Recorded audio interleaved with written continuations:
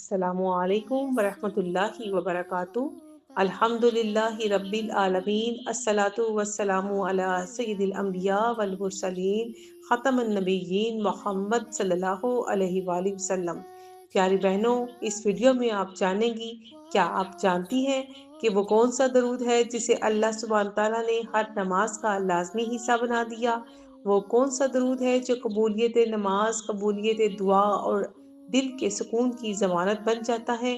یہ ویڈیو درود ابراہیمی پر ایک ایسا مکمل اور دل کو چھو لینے والا بیان ہے جو قرآن مجید اور صحیح احادیث کی روشنی میں تیار کیا گیا ہے۔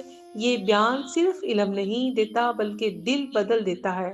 پیاری بہنوں، اس ویڈیو میں آپ جانیں گی درود ابراہیم کی قرآنی بنیاد، نبی صلی اللہ علیہ وآلہ وسلم نے یہی درود کیوں سکھایا، حضرت ابراہیم علیہ السلام کا ذکر اس درود میں کیوں ہے، درود ابراہیمی اور قبولیت دعا کا راز، دل کی بے چینی، گھریلو پریشانی اور روحانی تھکن کا علاج، عورت کے دل کے لیے درود ابراہیم کی خاص رحمت، قیامت کے دن نبی صلی اللہ علیہ وآلہ وسلم کے قریب ہونے کا راستہ۔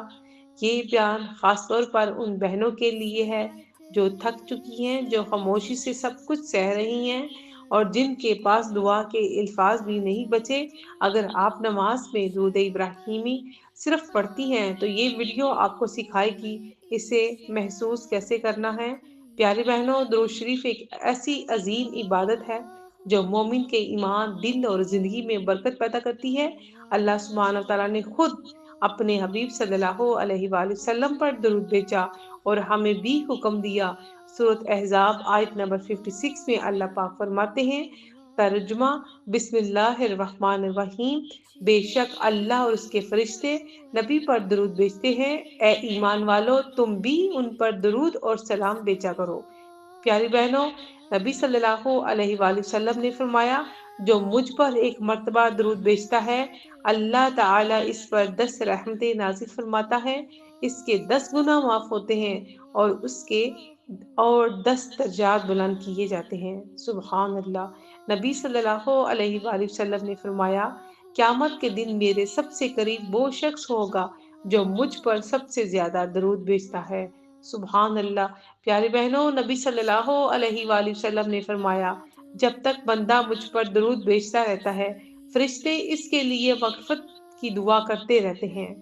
نبی صلی اللہ علیہ وآلہ وسلم نے فرمایا، جو شخص صبح 10 مرتبہ اور شام 10 مرتبہ مجھ پر درود بھیجتا ہے وہ منافقین میں شمار نہیں ہوگا۔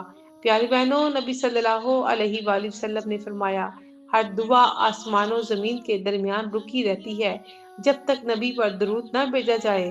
پیاری بہنوں، نبی صلی اللہ علیہ وآلہ وسلم نے فرمایا، اگر میں صحابہ کرام نے عرض کیا، حضرت ابی بن کعب رضی اللہ تعالیٰ عنہ فرماتے ہیں، میں نے کہا، یا رسول اللہ صلی اللہ علیہ وآلہ وسلم، اگر میں اپنی دعا کا زیادہ حصہ آپ پر درود کے ذریعے محسوس کر دوں تو آپ صلی اللہ علیہ وآلہ وسلم نے فرمایا، پھر تمہارا غم دور ہو جائے گا اور تمہارے گناہ بخش دیے جائیں گے۔ پیاری بہنوں، نبی صلی اللہ علیہ وآلہ وسلم نے فرمایا، جمعرات کی رات اور جمعہ کے دن مجھ پر کثرت سے درود بھیجا کرو کیونکہ تمہارا درود مجھ پر پیش کیا جاتا ہے۔ سبحان اللہ۔